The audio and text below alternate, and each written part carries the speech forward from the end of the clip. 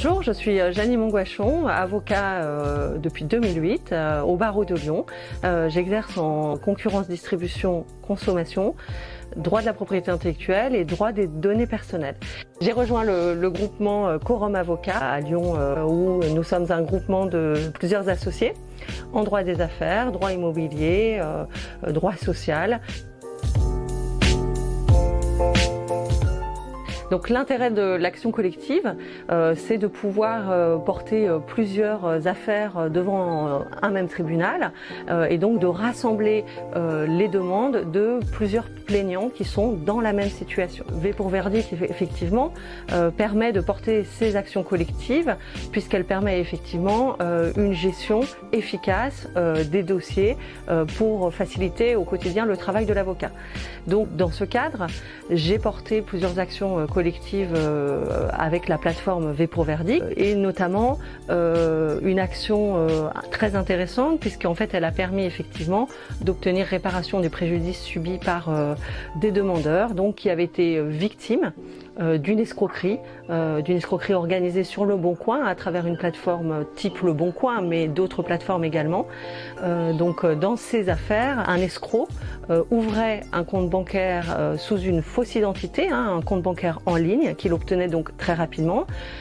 Avec cet IBAN et ce nouveau compte bancaire, il publiait une annonce de vente d'un bien. La personne qui souhaitait acheter ce bien ensuite entrait en contact avec ce vendeur et la personne donc envoyait l'argent sur le compte bancaire de l'escroc, puis l'escroc se volatilisait,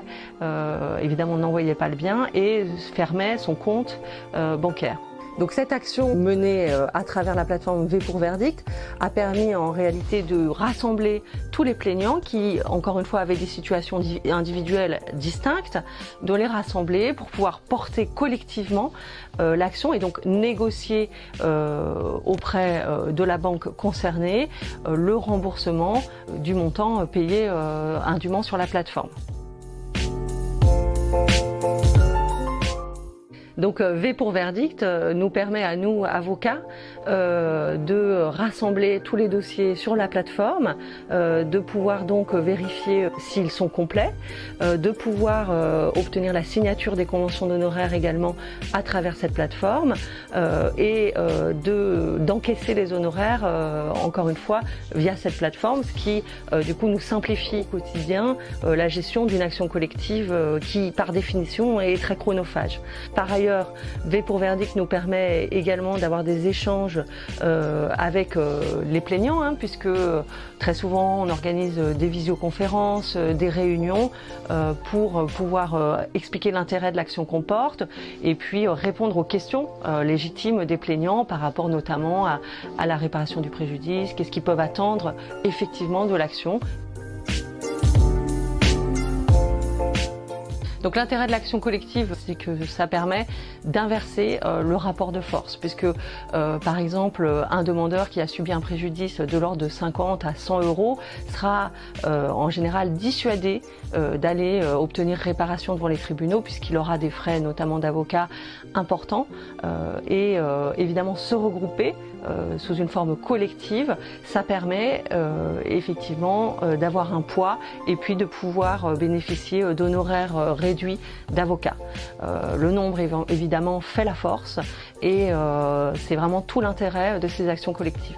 Tout l'intérêt de ces actions collectives, c'est de pouvoir redonner une vision de justice et d'éthique dans les actions qu'on porte et puis de réparer aussi des dommages commis par certaines entreprises, entreprises qui évidemment ont bien conscience que les particuliers n'iront pas seuls porter l'action devant les tribunaux. Donc l'inversion du rapport de force qui résulte en fait du nombre important de plaignants permet notamment de pouvoir négocier et donc transiger avec les entreprises qui sont visées par l'action collective, puisque les entreprises risqueraient un préjudice de réputation important et donc elles auront évidemment intérêt à transiger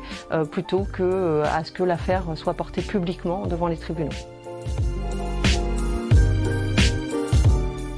Alors je dirais que les conseils à donner aux avocats qui se lancent effectivement dans des actions collectives, c'est de s'organiser avec rigueur dès le début, c'est-à-dire dès l'origine, vérifier que les dossiers sont complets, une fois pour toutes, entre guillemets,